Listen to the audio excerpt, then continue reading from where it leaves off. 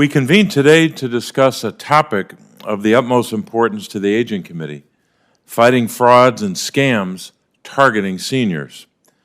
While these predatory schemes have existed for decades, we know that the pandemic has only exacerbated this issue, as fraudsters preyed on fear and uncertainty surrounding the virus. Federal agencies, state governments, and advocates all warn of con artists who will do among the following. They'll pose as federal and state agencies to steal benefits. They will falsify, romantic relationships to gain a senior's trust. And, by way of a third example, peddle fake health insurance and cures for the virus. Scammers are also using new payment methods, making losses difficult to trace. The Federal Trade Commission reports that gift cards are the main payment method used by scammers to request and steal money from older adults. In 2021, 27% of adults 60 and older who lost money paid a scammer using a gift card or a reloadable card. Peer-to-peer payment apps like Zelle, Venmo, Cash App, and PayPal are also increasingly used by scammers. Today, Aurelia Costigan from Pittsburgh, Pennsylvania, will share her experience with a peer-to-peer payment scam. Ms. Costigan's story is all too common. Scammers requests of payments from seniors by way of these apps have increased exponentially, from 2% in 2017 to 10% in 2021. That's why I recently led a letter to the Consumer Financial Protection Bureau urging the agency to move forward with guidance to protect older adults from con artists using these apps. I'd like to thank members of the committee who joined the letter, Senator Blumenthal, Senator Warren, and Senator Gillibrand. Strong guidance and enforcement are critical, as is education on preventing and responding to these scams. I'm also proud that my Stop Senior Scam Act was signed into law in March of this year. Thanks to Senator Moran, Senator Kelly, and Ranking Member Scott for working alongside me and others to pass this important legislation. Thank you, Ranking Member Scott, for that work. This law creates a Senior Scams Advisory Council to ensure that banks and other businesses have both the information and the tools that they need to train employees to identify and respond to scams. We're grateful to the Federal Trade Commission for its work to lead this effort and pleased that this new council will hold its first convening 1 week from today. Finally, Ranking Member Scott and I are releasing our 2022 fraud book. Here it is, and I'll hold up both versions, in English and in Spanish. We're releasing this, as many of you know. We've done this on an annual basis. But this is the 2022 book, which arms older adults with the information that they need to protect themselves from scammers. This new and improved fraud book is available today in both English and in Spanish.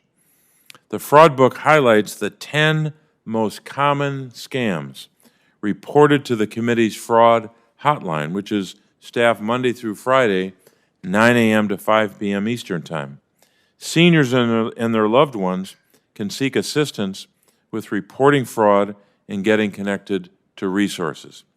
The fraud's hotline toll-free number is 1-855-303-9470. I'll read that again. 1-855-303-9470.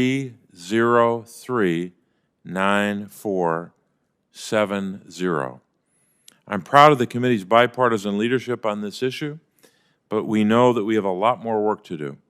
We have a sacred duty to protect seniors and their families against these scammers, these criminals. I look forward to continuing to work together on this, and I'll now turn to Ranking Member Scott for his opening statement. Thank you, Chairman. Chairman Casey, thank you for working in a bipartisan fashion on so many of the issues that impact our seniors across the country. The one thing about this committee that I think all Americans can celebrate is the fact that this is a bipartisan effort to protect our seniors every step of the way. And we need more bipartisan in Congress without any question, but I thank you for your leadership. I do think it's important to once again reinforce the hotline. This is the 10th anniversary of the Aging Committee's hotline. Fraud hotline. The number again, as Chairman Casey has said a couple times, is 855-303-9470. So important for our seniors to know that there is help out there, and one of the easiest ways for our seniors to find that help is to call the hotline when necessary. Seniors often live alone or isolated. Loved ones and vulnerable people are not there for them. I would say that when you think about the scams, the devastating effect it has on people with fixed incomes is undeniable, and it's really hard to replace income when you're on a fixed income. On average, seniors lose about $34,200 for every instance of a scam or fraud. In 2021, according to the FTC, scammers stole $1 billion from our seniors, $1 billion. In 2021 alone in South Carolina, South Carolinians lost $48.4 million to scams and frauds. The consequences to the scams and fraudsters are many for our seniors, including losing purchasing power, trying to maintain good credit, affording the cost of their homes, losing sleep.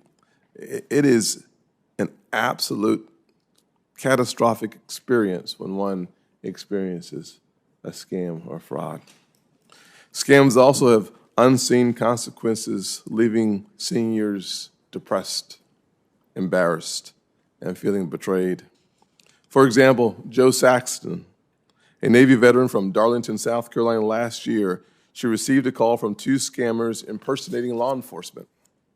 They told her that several people in Texas had stolen her Social Security number and opened up checking accounts. And in order for her to avoid the ramifications of law enforcement, she had to send them $22,000 in cash. And remember that this all happened over a single day.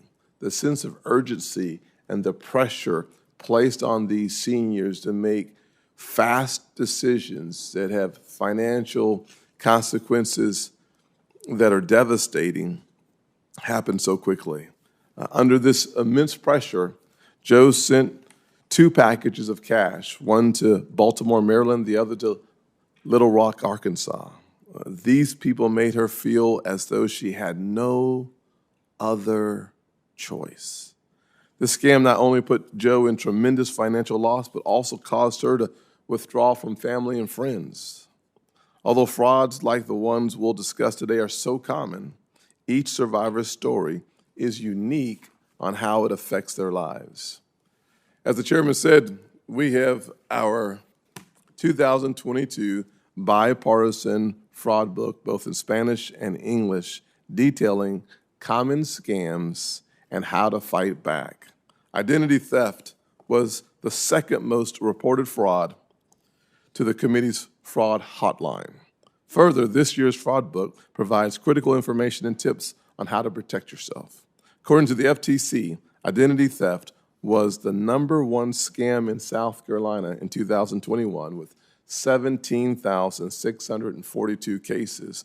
1 in 4 identity theft victims report experiencing sleep problems, increased anxiety, depression, and anger, even 6 months after the crime. Scammers aren't slowing down. Since 2002, we've seen a 1,600% increase in reported scams, a 1,600% increase in reported scams. Unbelievable. In 2020, FTC reported 4.9 million scams, and in 2021, that number was 5.7 million, an 18% increase in the number. I am thrilled that the council established by this act that Chairman Casey spoke about earlier, the Stop Seniors Scams Act, helps our seniors, and next week we'll see the first hearing. I look forward to hearing from our witnesses today. Thank you, Mr. Chairman. I yield back. Thank you, Ranking Member Scott. And before I move to, we'll have introductions of our witnesses, I want to acknowledge members who are here already. Senator Collins, a former chair of this committee, and has been part of the effort of producing and publicizing fraud books in the past. We're grateful for her leadership. Senator Blumenthal is here from the state of Connecticut, as well as Senator Scott from Florida. So let me move to our witnesses. Our first witness is Dr. Marty DeLima. Dr. DeLima is an assistant professor at the University of Minnesota's School of Social Work. She's an interdisciplinary gerontologist with a specialization in financial victimization through frauds and scams. Dr. DeLima has collaborated with a variety of financial institutions, aging organizations, and federal agencies like the Federal Trade Commission. Doctor, welcome. Our second witness is Nancy Famklinger. Nancy is a senior adult protective services specialist for San Diego County in California. She has dedicated her career to advocating for older adults, safeguarding their finances, and ensuring their safety. In 2021, she received the Chief Investigator's Commendation Award from the San Diego District Attorney's Bureau of Investigations for her efforts in recovering $75,000 for a senior in her community. Our third witness is a Pennsylvanian, Aurelia Costigan, born and raised in Pittsburgh, Pennsylvania, which is in Allegheny County. Formerly a school bus driver and healthcare worker, Ms. Costigan is now retired. She has 2 daughters, 3 grandchildren, and 2 great-grandchildren. She will share her experience today with a scammer who impersonated her bank and the steps she took to respond to the scam. Aurelia, we're grateful you're with us. And now I'll turn to Ranking Member Scott to introduce our fourth and final witness. Thank you, Mr. Chairman. It's my pleasure to introduce a fellow South Carolinian, Mrs. Folly Failer. It is my pleasure to talk about Mrs. Failer. She resides in Seneca, South Carolina for the last 32 years. She is a retired nurse holding a master's in nursing and a veteran of the Air Force. Thank you for your service, ma'am. She is also a member of St. Mark's United Methodist Church, serving her community as a vessel of God's love. Her most important job, however, is being a loving grandmother to 5 grandkids, ranging from the ages of 5 to 26 years old. I hear being a grandmother is better than being a mother, so I hear that rumor all the time. Your son, Tim, says, I'm not sure that's completely true. Anyways, in April 2021, scammers conned their way into Mrs. Failer's computer and online banking, which resulted in the loss of $20,000. This crime hit Mrs. Failer particularly hard, both financially and emotionally. Mrs. Failer's testimony today is about her personal experience being a survivor of these scams. I want to thank you, ma'am, for being willing to share your story. It does take courage to step forward into the light and to help other folks avoid situations like the one you found yourself in. And I'm so proud that you're willing to help other folks through your story. Thank you so much for your willingness to be here today, and God bless you. Thank you, Ranking Member Scott. Well said, as introducing one of our witnesses. So we'll begin our testimony now. Dr. DeLima, you may begin. Good morning. Thank you, Chairman Casey, Ranking Member Scott, and members of the committee. My name is Dr. Marty DeLima, and I'm an assistant professor at the University of Minnesota School of Social Work. I conduct research on consumer fraud and strategies to safeguard Americans' financial security. You invited me today to describe current trends in consumer scams affecting older adults. We can use consumer complaint data compiled by the Federal Trade Commission to explore these trends. Government imposter scams have been in the top 5 most reported categories of fraud affecting older adults for multiple years in a row. But the government agency being impersonated has changed over time. The IRS, SSA, FBI, CMS, and so on. The challenge is to predict which agencies close the perpetrators are going to try on next and to create consumer education campaigns that are robust to these changes. Throughout the pandemic, business impersonation scams grew exponentially, particularly retail company imposters. But it's romance scams that lead the pack in terms of personal financial costs.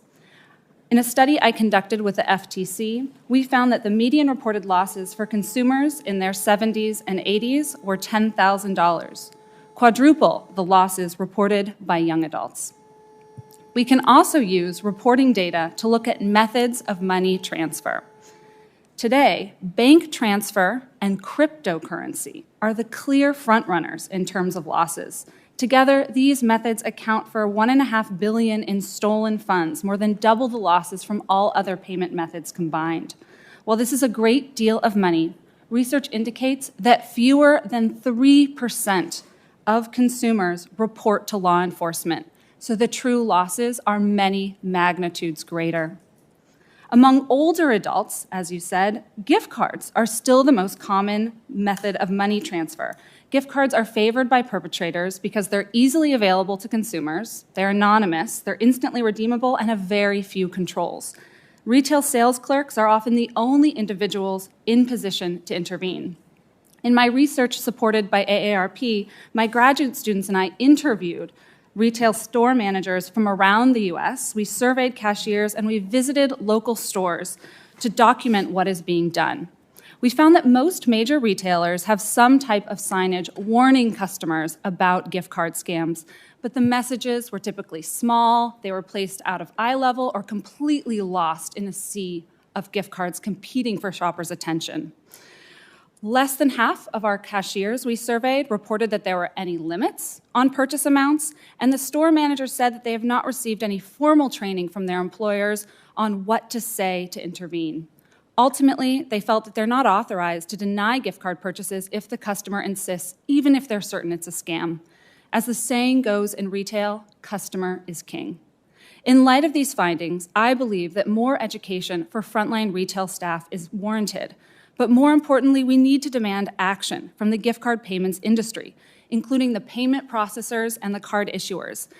These are the entities that can see when the money is being loaded onto a card by customers in stores and then immediately redeemed by perpetrators in a remote location. Additional controls might include temporary holds on suspicious attempts to redeem high-value cards, and that would give customers more time to identify and report fraud. Lower transaction limits could also reduce the loss amount and just make gift cards less attractive to fraud criminals. Consumer education is also critical. As we say, forewarned is forearmed. However, we cannot ask individuals to shoulder the burden of consumer protection alone. In conjunction with education, we need the private sector to step up. Legislation such as the Trace Act is a fantastic example of how phone companies with help from Congress can limit unwanted and fraudulent robocalls. We need similar solutions applied to other methods of contact, from bogus text messages to fake social media profiles. We also need to expand the Senior Safe Act to encourage all types of financial institutions to act quickly by placing temporary holds on suspicious transactions and reporting elder fraud to the authorities. Last, based on what we are seeing in the most recent reporting data, cryptocurrency is playing an outsized role in the fraud landscape. The fraudsters' playbook has evolved, and they are moving into new, complex, and under-regulated environments. Steps need to be taken now to curtail the rise of crypto-facilitated fraud. In summary, you are so fortunate to sit in this rare area of policymaking, where consumers, both sides of the aisle, and the private sector all want the same thing: to stop criminals from exploiting Americans. Let's advocate for greater investment from the private sector and for companies to be proactive when they suspect fraud instead of reactive when the money is already gone. Through these and other actions, we can show older consumers that the federal government is committed to keeping their money safe, holding the perpetrators accountable, and restoring trust in the marketplace. Thank you. Thank you very much, Dr. DeLima, for your testimony. We'll move next to our second witness, Mrs. Famklinger. Good morning, Chairman Casey, Ranking Member Scott, and members of the committee. My name is Nancy Famklinger, and I'm the Senior Adult Protective Service Investigator assigned to the Financial Unit in San Diego County, California. Thank you for allowing me to join you today to discuss a topic I am passionate about and dedicated to, the fight against fraud and scams. Over the past year, I've been privileged to be the primary APS investigator attached to the San Diego County Elder Justice Task Force, a partnership of the San Diego County District Attorney's Office, of the FBI, local law enforcement in San Diego County, and adult protective services seeking to impact scams against older adults. San Diego County is home to over 3.3 million people. Of that, approximately 680,000 are individuals over age of 60. From 2000 to 2030, it is projected that adults 60 and older will increase by 130%, while the general population will increase just 38%. That means 1 in 4 San Diegans will be over 60 years of age. The numbers are real. Adult Protective Services has witnessed firsthand the increase in APS referrals over the years, particularly cases with a nexus to scams and financial abuse. From June 2021 to July 2022, over 1,200 APS scam-related cases were referred to our office with an estimated loss of over $34 million. It's clear we have an issue that our most vulnerable population, who have spent years and years of hard work saving for their golden years, only to be deceived and have their life savings stolen under false pretenses by vicious perpetrators. APS frequently is the first to respond to these victims. We help them start the process to potentially recover their losses, bring some sense of security back, and protect them from future exploitation. During our investigation, we must build rapport, gain their trust, and assess for safety, all while ensuring we gather all the necessary evidence to bring our cases to the next level. What is the next level, you may ask? As we know, without evidence, there's no crime. Our APS team members, along with our local law enforcement agencies in San Diego, have been trained to gather key details, such as, how did the scammers contact you? What company did they represent? What account numbers and financial institutions were mentioned during your conversation? These cases are complex. Some of the top scams we see are mobile cash apps, peer-to-peer money transfer, social media engineering, and cryptocurrency. Can we confiscate a Bitcoin machine that an elderly person just walked up to and deposited $25,000 in cash with our QR code that they just received via text message? As difficult as these cases are, recovery of these funds is potentially possible. One example is as follows. On July 13, 2021, Adult Protective Services was contacted by the San Diego Sheriff's Department with concern about a possible local publisher clearinghouse scam victim. There was a $75,000 cash package that was located in Florida that came from a San Diego address. Upon investigating this resident, we located a mailer with our elder's name on it. With the support and assistance of our Elder Justice Task Force, we reached out to the appropriate parties to gather the necessary information to create an APS referral. This referral allowed us to have open communication with the identified victim, speak to their financial institution, locate natural support, and collaborated with local law enforcement. Through this collaborative work, we conducted a records request. One payment was the San Diego address where the package was sent to from Florida. This victim identified stated that she had sent over $250,000 to various individuals through the direction of employees from the Publisher Clearinghouse scam. This is not an uncommon method of payment where scammers are using our most vulnerable citizens to launder money from them or for them and ultimately requesting for cash payments to be mailed out to random addresses. We worked with the financial institution and reviewed over 271 pages of bank records to confirm that our victim, in fact, sent the money to another senior and that check was cashed by the receiving bank. Collaborative work works. I'm here today to speak to you because this is a national problem crossing state and international borders. In the past year, according to IC3.gov, more than 92,000 victims over the age of 60 reported losses of $1.7 billion. And that is just reported losses. This represents an increase of 74% since 2020. This is a crisis, and without swift action, the trend will continue. Reporting an elder financial abuse is mandated. We have infrastructure in place to report scams, IC3, FTC, FBI, APS, and local law enforcement. But what we need is continuous support and additional resources so agencies involved can help solve the greater issue. We need legislation and targeted education that makes it harder for these scammers to attack our precious population in our society and put faith back in our public system, all as well as means to obtain bank records quickly for suspicious transactions. On behalf of San Diego County, I thank you for bringing this critical issue to the forefront and for your continued work to protect the vulnerable seniors in our community. I welcome any question the committee may have. Thank you. Thank you very much, Mrs. Famklinger. We'll turn next to Ms. Costigan. Hello. Hi, my name is Aurelia Costigan. I was born in Pittsburgh, Pennsylvania. I've been married twice. Both of my husbands have passed. I've been widowed since 2008 when my second husband passed. I used to be a school bus driver, and I also worked in healthcare for several years. I am now retired on Social Security disability and surviving widow benefits. I live in the North Hills with my youngest daughter. I have 2 daughters, 3 grandchildren, and 2 great-grandchildren. Last December, I got a phone call from a number that's listed on the back of my debit card.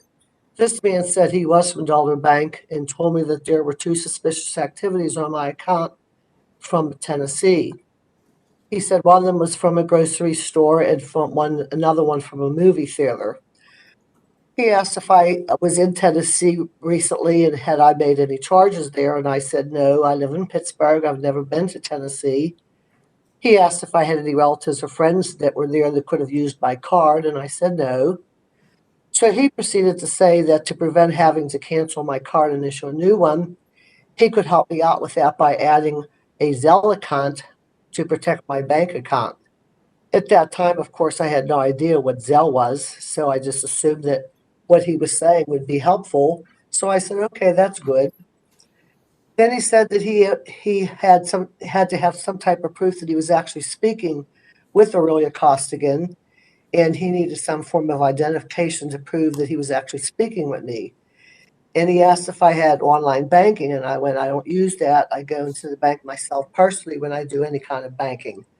So he said, well, the only other option to use to prove who I was my Social Security. So not thinking anything, unusual, I thought it sounded feasible. So I assumed he was from my bank, and I gave my Social Security number. And I thanked him, and we hung up. Well, less than 5 to 10 minutes later, my phone started blowing up. It was notifying me of charge after charge after charge, one after the other, 22 to be exact. I panicked. I went to my bank and I told them about the phone call. And they said, we have no charges from Tennessee on your account. That's when I realized I was scammed. So they said they would look into it. The manager of my bank said, I won't quit until I find that money. I was told to notify the police and file a complaint. I did, and also with the state attorney's office, both of which I did. The police officer was very helpful and understanding. He provided me with resources and pamphlets, and he even held my hand and said he felt for me and other people that are taking advantage like this. I was an absolute wreck. I couldn't sleep. I had trouble eating. I was devastated. The money I lost because of the scam was $1,800, and that's a lot of money. And it takes me a long time to earn money like that for being on Social Security to be able to save any kind of money. Sometimes you need that for car breakdowns or medical expenses that come up. So these kind of things happen, and you need to have some kind of a backup, and I thought I would never get that money back. But thankfully, maybe a month or so later, my bank was able to get my money back, all of the $1,800. The state attorney's office told me that I was very fortunate my bank worked so hard with Zelle to get my money back. I feel like I could finally calm down now after a lot of praying. I know that not everyone has had this experience, but these scammers get away with this every single day. And elderly people like myself, who are always trusting people, don't absolutely give any information to anybody about yourself on the telephone. I now tell my friends, my family, my story as a warning. I tell them to be careful And I hope that we can do something so this doesn't happen to anybody else. Ms. Costigan, thanks very much for sharing your story. We're grateful for it. And we'll wrap up with our fourth and final witness, Mrs. Failer.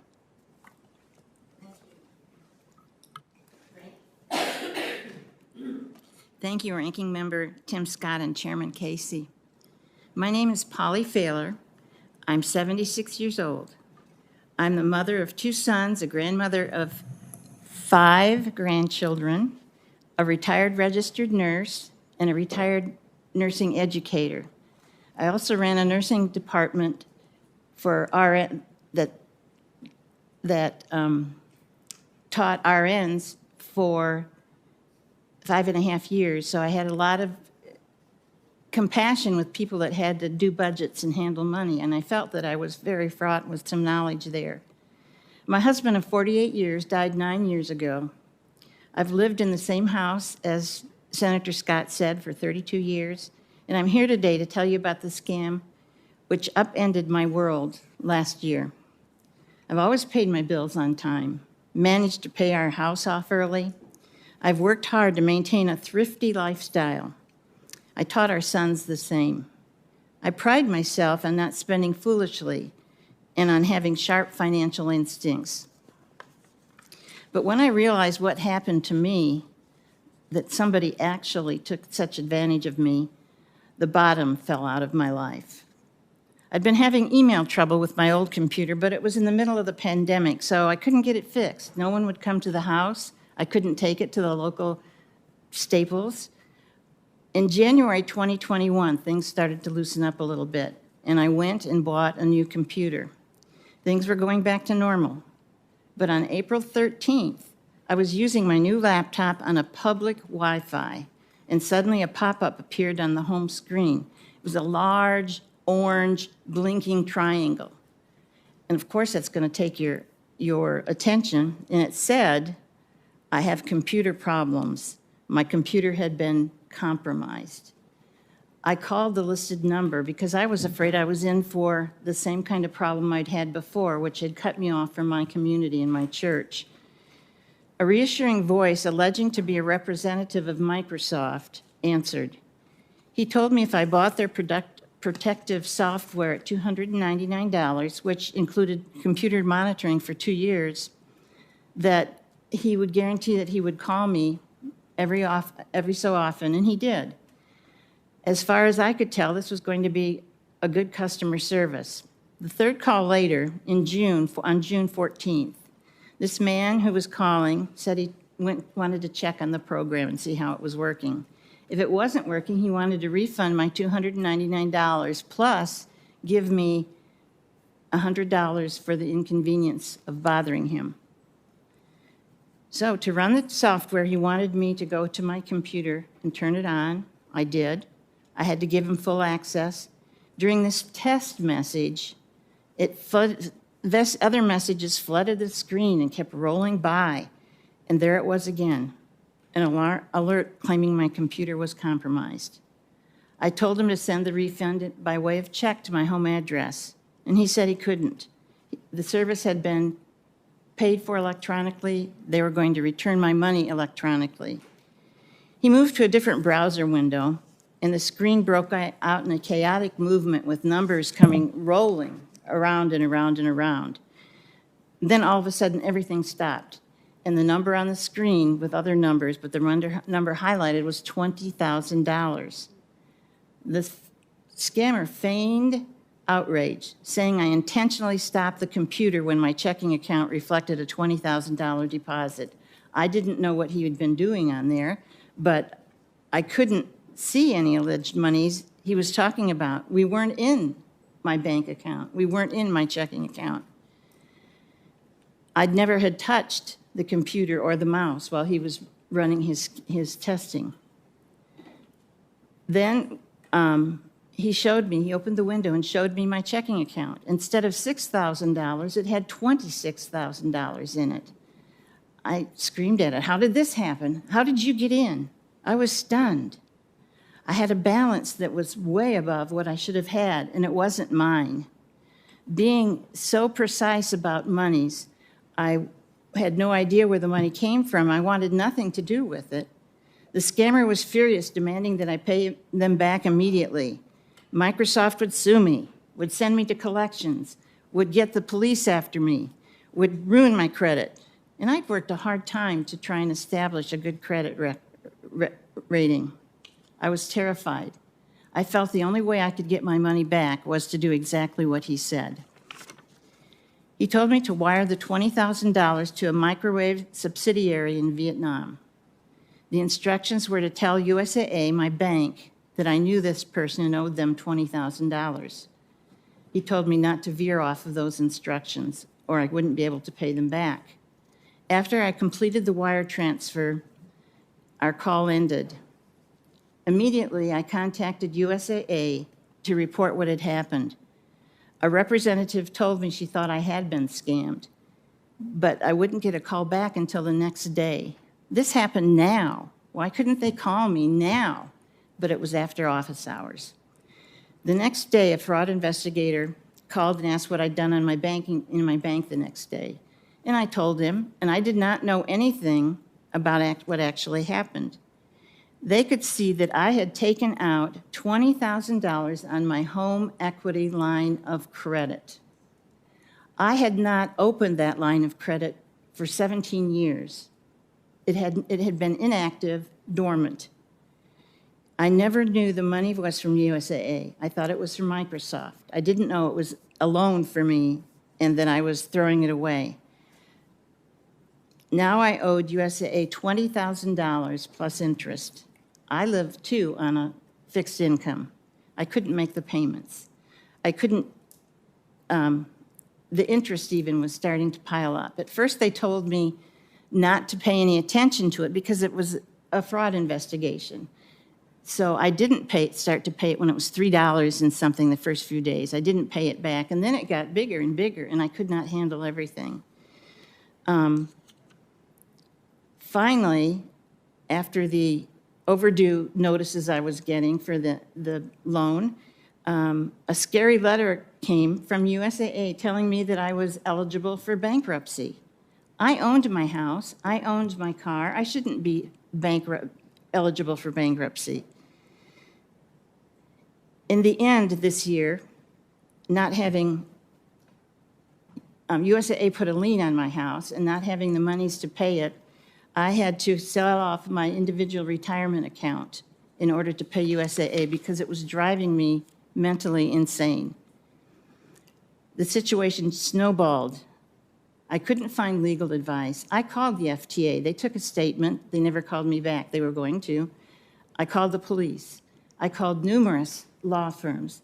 I called the South Carolina Attorney's Office. I called many, many places. I did not know about the number that you said now has been in effect 10 years that I could call for help here. I have it written down. I didn't find anyone. I was afraid to tell everyone. I didn't find anyone to help me until a local reporter, TV reporter, Diane Lee, came on board and listened to my story and broadcast it. I was afraid of it. I didn't want other people to know. I hadn't even told my son for days and my second son in Texas for months because I was afraid of their reaction because I was so stupid. I was blaming myself. After suffering through the scam, I not only was alone and depressed, I even lost my spirit to live. I sat alone. I hated myself. Some days I couldn't get out of bed.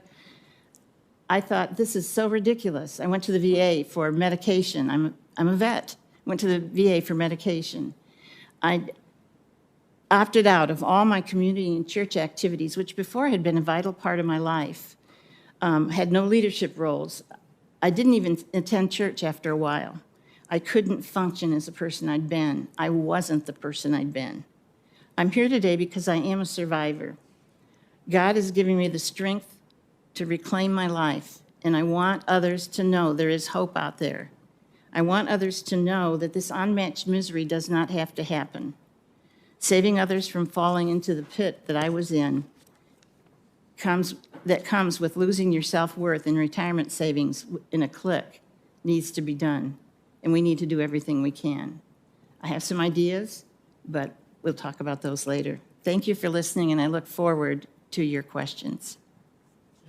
Well, Mrs. Failer, thank you so much. I think we're all indebted to you for your testimony, your willingness to share it with us. I know it can't be easy to relive some of that horror, and we're grateful you're willing to do it to help others. We're going to go for questioning in a different order. I'm going to turn first to my colleague, Senator Blumenthal, and then we'll pick up from there. Thanks very much, Mr. Chairman, and thank you for having this hearing. As the witnesses have observed, and I think the chairman as well, fraud affects elders more frequently and more devastatingly than anyone else. And Ms. Failer and Ms. Costigan, thank you for telling your stories with such bravery and precision, because I think they give a voice and face to this problem that is truly moving. And you have shown not only the financial impact, but also the emotional and psychological impact. In Connecticut, the Department of Aging and Disability Services is warning seniors against genetic testing fraud aimed at Medicare beneficiaries, where scammers pose as genetic testing company representatives. They offer free genetic tests and then steal their medical identity in order to falsely bill Medicare, thereby draining the system of needed funds. The supposed free genetic tests obviously are a ruse. This example is only one of many that consumers have reported to us affecting elders, and it's why I was proud to introduce the Elder Abuse Protection Act of 2021. This legislation builds on the Elder Abuse Prevention and Prosecution Act, a bill that I sponsored and helped to pass into law. It provides statutory authority for the Elder Justice Initiative, which coordinated activities of the Department of Justice to combat elder abuse, neglect, financial fraud. The chairman is to be commended for his leadership in this area, as is the ranking member, and it brings us here today. Ms. DeLima, I was especially interested as a former Attorney General and also a federal prosecutor in your data and statistics on which frauds affect seniors most commonly. And of course, they evolve as you observed, for example, the use of government agencies as a means to entice or deceive seniors, different government agencies over different time. But I was particularly interested in your information about romance schemes and scams. I want to demonstrate my perhaps naivete and ignorance by saying I really had no idea that the magnitude of loss was greatest for those 70 to 79 and 80 and older.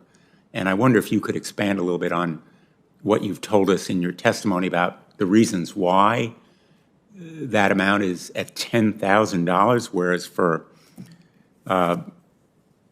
young people my children's age, between, let's say, 20 and 29 or 30 and 39, the amounts are much less. I don't know whether the frequency is higher, but the amounts are less. If you could explain. Absolutely. Thank you, Senator. So romance scams are unique in that they tend to go on for many weeks, sometimes many months. So when a person finally does report, it's reflected, the magnitude of losses is reflected in their report. So typically, perpetrators don't just start off the bat asking for $10,000 from their romance scam victims. They might ask for smaller amounts. And then once that trust is built, then they'll start asking for greater and greater sums of money. So that's why I think we see those amounts so high. It's possible that younger adults might have more people in their lives to intervene and say, hey, this seems suspicious. Whereas older adults with greater isolation, it can go on for longer. But the fact that they're not losing, the $10,000 all in one fell swoop indicates to me that there are so many opportunities for intervention along the way. Like, let's see if we can catch those smaller amount of money leaving first, to really prevent the deep pockets from being lost. Thank you. And presumably also minimize the emotional impact if it is caught early. Absolutely. You know, perpetrators' MO is to tell the person to keep these relationships private. They'll say things like, your children won't understand. You know, this is between us. So again, you know, one of our questions is why don't they reach out to their friends or family members? And it's because they're instructed not to. Thank you. Thank you very much. Thank you all for your testimony. This is very, very helpful and valuable to us. Thank you. Thanks, Mr. Chairman. Thank you, Senator Blumenthal. We're also joined by Senator Gillibrand and Senator Braun. We'll now next turn to Senator Collins. Thank you, Mr. Chairman. I'm so glad that you and the ranking member are continuing the committee's focus on scams that are directed against our older Americans. It is extraordinary how painful, not just financially, but emotionally, these scams are. And in that regard, I want to thank Mrs. Costigan and Mrs. Failer for coming forward and sharing their very powerful stories that will help to educate other older Americans and tell them that they're not alone and that they should get help. And most of all, help them avoid these scams in the first place. Mrs. Failer, I want to start with you. And again, I found your testimony to be so compelling because, as you pointed out, you have an extensive financial background and you're not easily deceived. But you fell prey to an extremely sophisticated, ruthless scam that went on for months. And for those of us, and I put myself in that category, who are not that savvy technically, getting a notice on your computer that it's been compromised would cause alarm for almost all of us. Over the past several years, the Aging Committee has held many hearings examining scams that are targeting older Americans. And what we've frequently heard is that if anyone had intervened at any point in the process, that the scam would not have been successful. The Senior SAFE Act that I introduced with Senators Casey and Scott was signed into law in 2018. I know one of our witnesses has urged an expansion of that, which I think is worthwhile. But the whole idea was to train financial institutions' employees to be able to spot and report financial exploitation of older Americans. So my question for you is, if someone from your bank had seen this very suspicious transaction where you're opening up a line of credit that you've not used in, I think you said 17 years, and asked you about it, would that have stopped the scam? Yes, and they would have stopped it on any level. They could have emailed me, they could have texted me, they could have phoned me. If I go on a trip and I use a credit card and I had not let USAA know I was traveling through a different state, and I used it at a gas station, the first gas charge might go through. The second time, my card would have been frozen. That's $20. We're talking about $20,000. And they did not find that I had a right to expect a notification. I didn't expect a notification because I'd not used it. I thought it was closed. I had no use for it. But that's one thing they can do. I think it's very important that not only seeing the money being moved, but seeing accounts being utilized that were not open before is very important in the education that we give the bankers also, or any financial institution. I think that we need to understand the difference between a scam and fraud. They didn't pay mine because they said it was a scam. I have the definition here that the banks use for scams versus fraud, and I believe it was a fraud. But the reason they gave it to me, they wouldn't accept it, is that they said, this is a scam, this was totally up to you. I sent the money, I agree with that. That was stupid, but I did that. But I did not contact me, I did not move my money. They allowed that guy to get into my bank account and move the money from USAA's loan department into that home equity loan, and I had no knowledge of it. It seems to me that your analogy with the use of a credit card is a very good one. If you go out of the country and you haven't told your credit card company, they are likely to decline the transaction and text you or contact you in some way to find out, is it really you using that card? And it seems to me that this was so out of your normal practice that your bank should have realized that it was suspicious and contacted you. And that's what Senior Safe is all about, is to ensure that banks are not violating privacy laws, or they also are not going to be held liable in some way for asking you, is this really a transaction that you want? So thank you for sharing that experience. Thank you, Mr. Chairman. Could I say one other thing? I was a member of USAA for 41 years, and I still feel that they owed me something of communication. I agree. Thank you. Thank you, Senator Collins. I'll turn next to my questions. I'm going to direct my first question to both Ms. Costigan and Mrs. Failer. As I indicated earlier, several of us you've shared very personal stories, and we're grateful for that. I wanted to note part of what your testimony indicated about the impact on each of you individually. Ms. Costigan talked about being devastated, but then thankfully when the money was returned that she could calm down. But Mrs. Failer, so many times in your testimony you talked about the impact on you, that you said the bottom didn't just fall out of my life, I dropped straight into hell. You talked about being depressed and alone, and you couldn't function, and so many other expressions of the horror you were living through. And I guess because of that, it cuts through for a lot of Americans who will hear your testimony, and it allows people to understand that this can happen, as Senator Collins said, to any of us, no matter what our background is or no matter what our age is.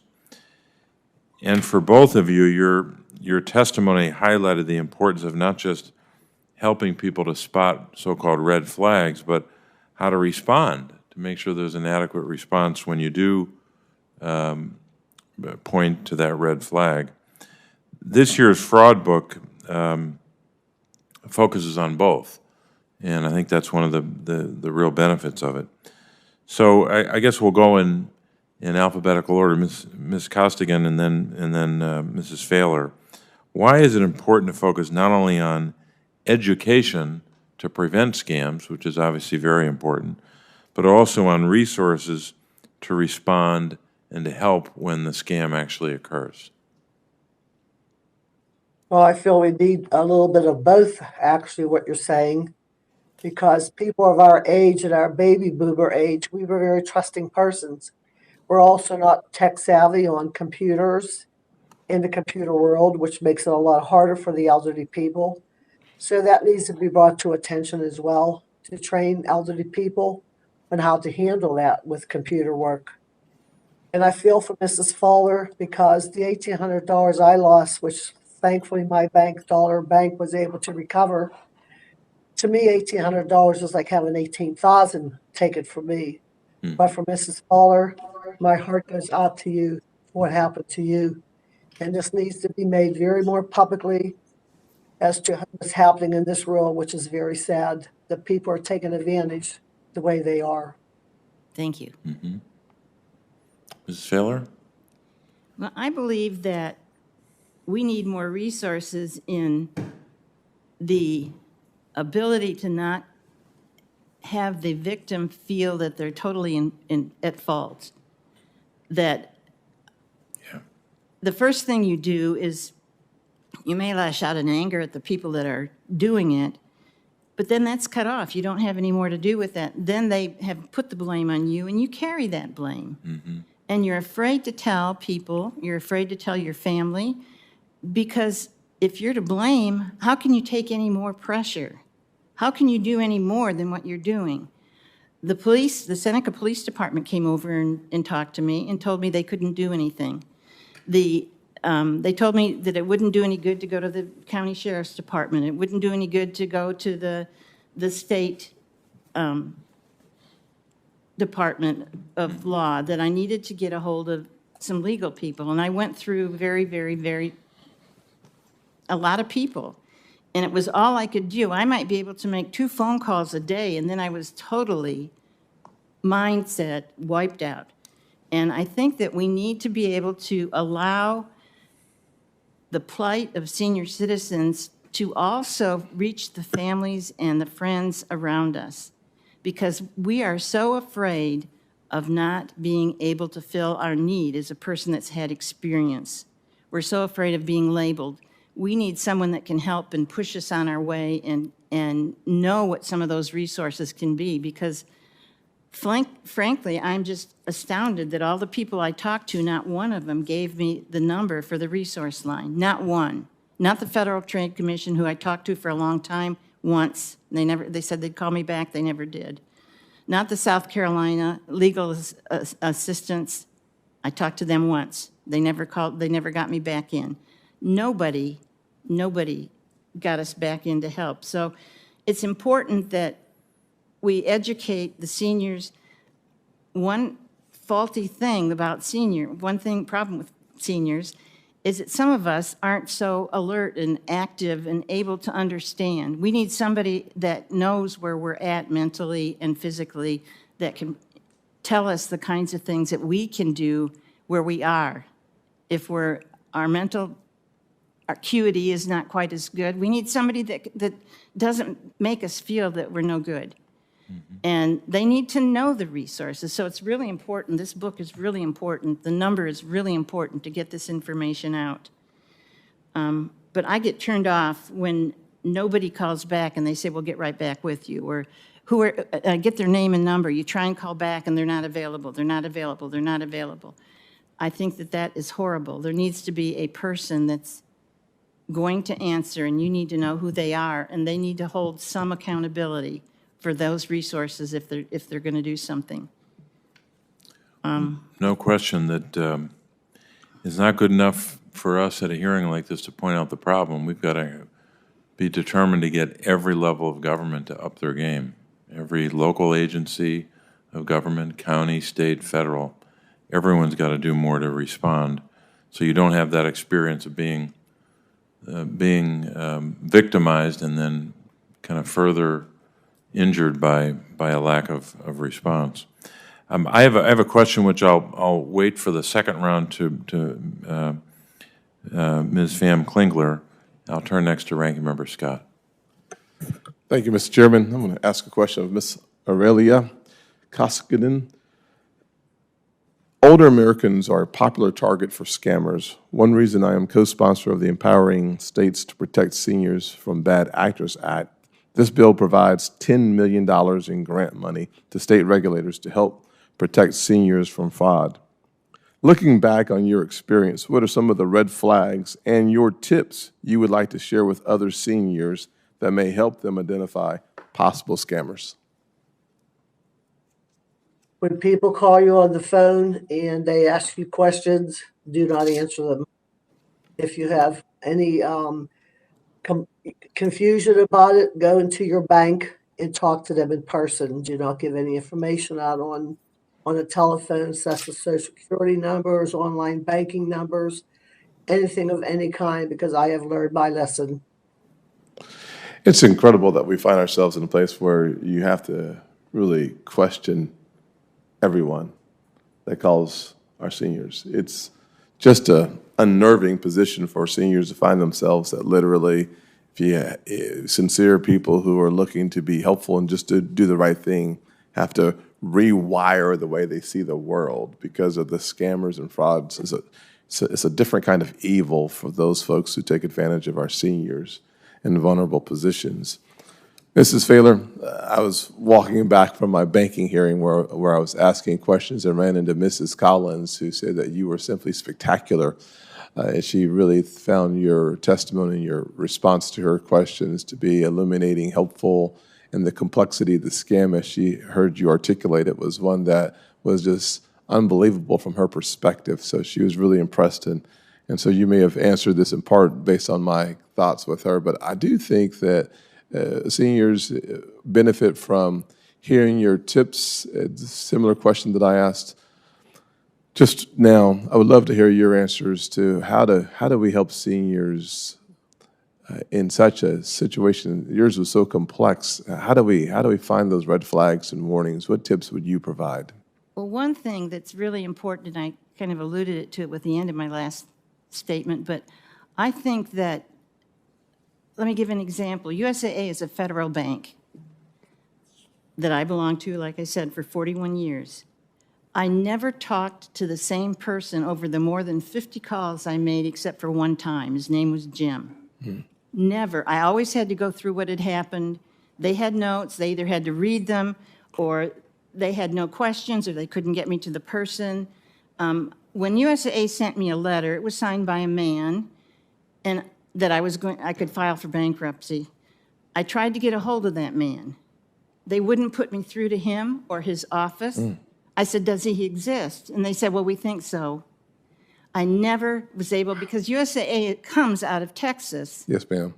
I never was able to talk to anybody, to know anybody. So I was really, when I got back and was able to function, I was really able and happy to be able to go to a small bank, and it's Wells Fargo, it's a huge bank, but a small banking bank, and they took me right in, they talked to me, they introduced me to the people that would be handling my account, and when I had the problem where I was so depressed and I didn't know what to do with this loan I couldn't pay off, they got me into the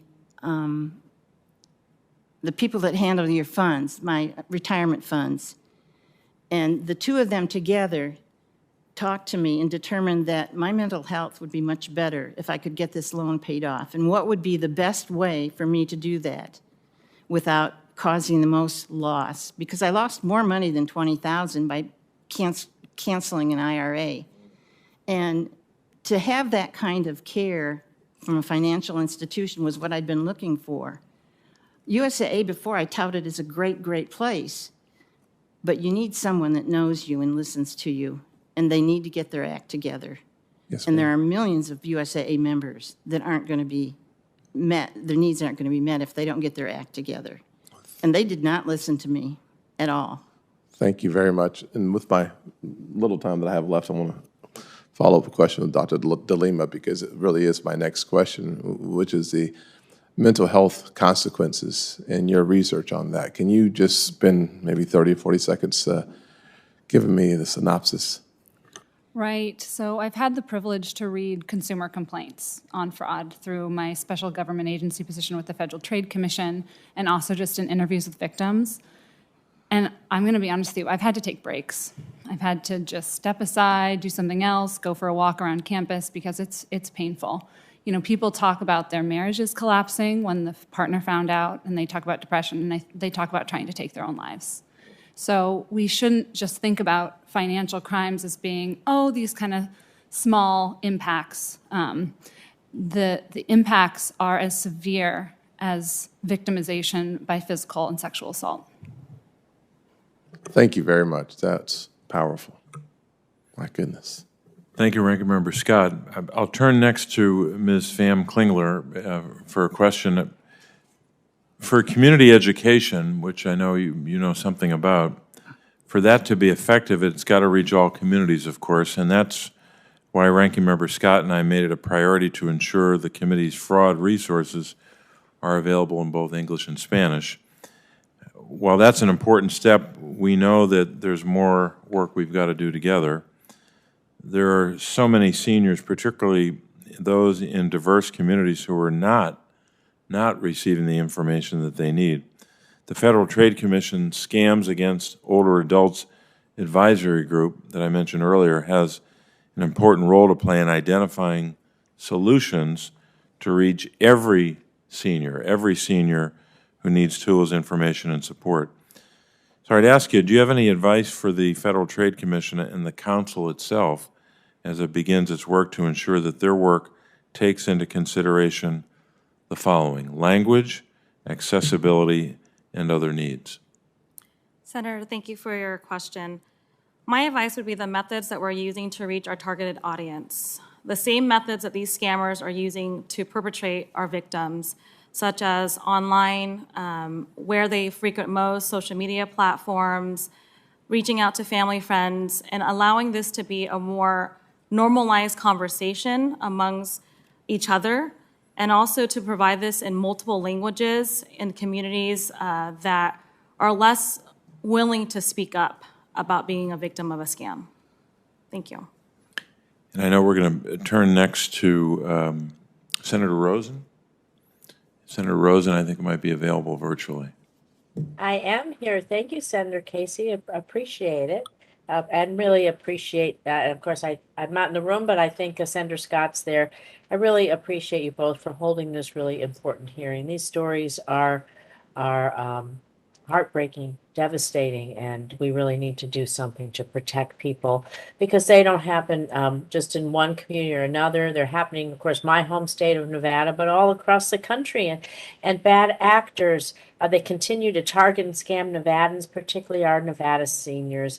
And in fact, according to data from the Federal Trade Commission, scams cost Nevadans nearly $36 million in 2020 alone. ID theft, fraud remains the top type of scam targeting Nevadans, much of it done through phishing and phone calls.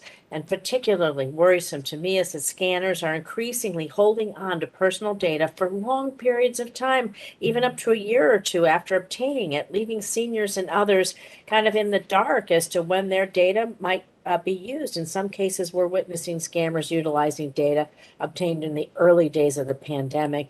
So, Mrs. Famklinger, I'm told by AARP Nevada that delayed use of data obtained via scams is really becoming a problem in our state.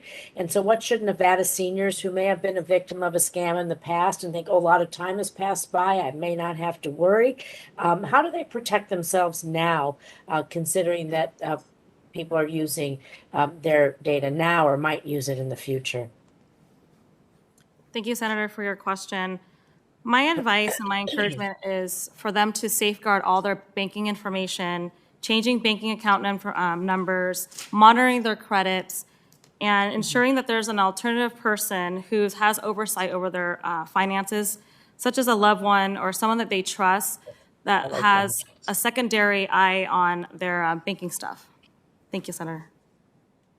Thank you. I want to move to something else that really happens a lot in Nevada. I know it happens across the country as well, particularly after disasters, are these home repair scams. Because according to the Nevada State Contractors Board, since the beginning of the pandemic, there's been a marked increase in complaints to the board about unsolicited individuals. You know, they just go door to door in my town and all across Nevada. They claim to be contractors. They offer home repairs at lower rates. But actually they're unlicensed, and they put high pressure tactics for people to put money up front. They leave no paper trail. They gravitate to some of our communities where English language is limited English proficiency, and that compromises a lot of groups in Nevada. So, Dr. DeLima, are you observing home repair scams across the country as well, particularly in the wake of natural disasters, other events exacerbated by climate change? We have a lot of wildfires, of course, up and down Nevada and across the West. So how's the FTC responding to these, and particularly for those with limited English proficiency? So thank you for your question. So scammers flock to areas where there's disruption, where there's confusion and fear. That is just a playground for fraud criminals. So while I can't speak from the perspective of the FTC, I can say that when we think about consumer education, education is best delivered in the moment when it's relevant. So when there is a natural disaster, that is a time we need to alert those communities to the fact that there will be criminals, even the people going door to door to try to take advantage of them at a time when they're, hit hardest emotionally. So, informing people, never do business with someone who comes to you. Never do business with someone who comes to you. Do your due diligence. So thank you for that question. Thank you. Thank you, Chairman Casey. I yield back. Thank you, Senator Rosen. Well, we're coming to the end of our hearing, and I wanted to start by thanking our witnesses.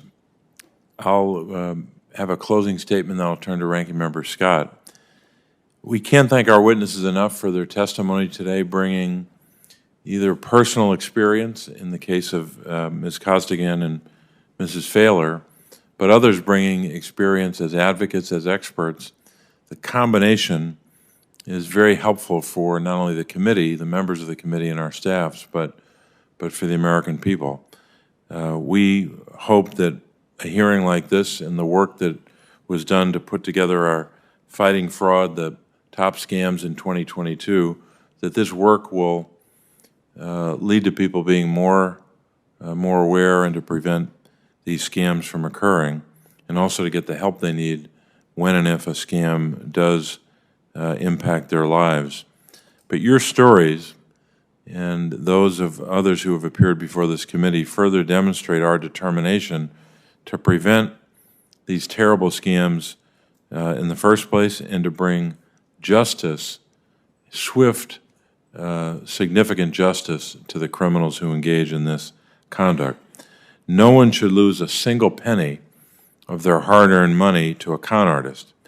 And that's why I was proud that Congress passed the bipartisan Stop Senior Scams Act to ensure we can develop the tools and resources to prevent seniors from becoming victims of these crimes. It's also why Ranking Member Scott and I have worked closely to release the revamped fraud book that I just made reference to, both in English and in Spanish, to ensure seniors have the tools and information that they need. So I look forward to continuing this bipartisan work together, and I now turn to Ranking Member Scott for his closing statement. Thank you, Mr. Chairman, for holding such an important hearing on a topic that really is heart-wrenching. Thank you to each of the panelists for taking your time and investing your energy and your expertise on such an important topic. Mrs. Failer, thank you so much for spending your time here and representing our state so well. Could I add one comment, sir? Sure. Thank you, Chairman Casey. I think that if an independent organization could hear appeals from people who have denied reimbursement, that when the bank themselves makes the decision that this isn't viable, they're the ones losing the money. Of course they're going to lean toward that. That's a biased finding. Is there any way we can make them have an independent organization that would overview anybody that wants to appeal one of their decisions? If we could look forward to something like that, that would be great. Thank you. Thank you, and we'll certainly take that into consideration. Yes, we learn a lot from these hearings, and we also get a lot of good ideas. So we're grateful you're sharing them. Interrupt. No, ma'am. I'm going to be interrupted, at least by a South Carolinian. Thank you very much. Appreciate that. Necessarily so sometimes. Most of my good ideas, Bob, comes from people in South Carolina, not from my own cranial cavity. So this is good news. It continues to show fruit. 855-303-9470. The one thing I will say that is important, I thought having the chairman mention the number twice during his opening comments and me mentioning the number at least once or twice was good enough. But after listening to the testimonies and after hearing how hard it is to coordinate and to have collaboration on the parts of our seniors who are in desperate straits, I don't know that you can say the number often enough, so I'll say it one more time. 855-303-9470. Mr. Chairman, I'll just close with this comment as opposed to going through my prepared remarks. Inflation is sky high. Nest eggs are being hammered. Our seniors cannot afford $1 billion $1 billion of lost money because of scams. It's unconscionable. I believe that the testimonies that we've heard today will help seniors keep more of their money and hopefully put up a firewall to the scammers and fraudsters who are taking too much of the resources of people who worked their entire lives to have them. Thank you all for being here with us today. Thank you, Ranking Member Scott, and thanks for referring to the number again. I'll read it one last time, just so that we've said it approximately the equal number of times. 1-855-303-9470. And I want to thank the Ranking Member for emphasizing that. I didn't acknowledge one of our senators who was with us today as well. Senator Warnock was with us as part of this hearing. And I wanted to note as well that I want to thank the staffs of both of our staffs for working on this book. This is new and improved, and I said it in both English and Spanish. But just to give people seeing the hearing some sense of what's inside, just to give an example. For example, the number one scam in the top 10 is government imposter scams. So that appears, the summary of that appears on page 15. But right after that, you have a section called red flags, which are things to look for. But maybe most important is the steps to prevent and respond. And I think that's very important for people to take a look at. The first step to prevent and respond is if someone calls and it's a government imposter scam, hang up the phone. Hang up the phone and don't reply to the email. So it goes on from there, giving other advice. But it's very practical, and it's important that we have data about how many of these scams occur, but it's even more important that we give information about how that individual should react in the moment. And so we're grateful that our staffs work so hard on that. So I want to thank again all of our witnesses for your testimony, whether it comes from your personal experience of having been a victim or your own work and scholarship and advocacy. Both are so valuable. And I want the senators to know on the committee that if any senator has additional questions for the witnesses or statements to be added to the record, the hearing record will be kept open for 7 days until next Thursday, September 29th.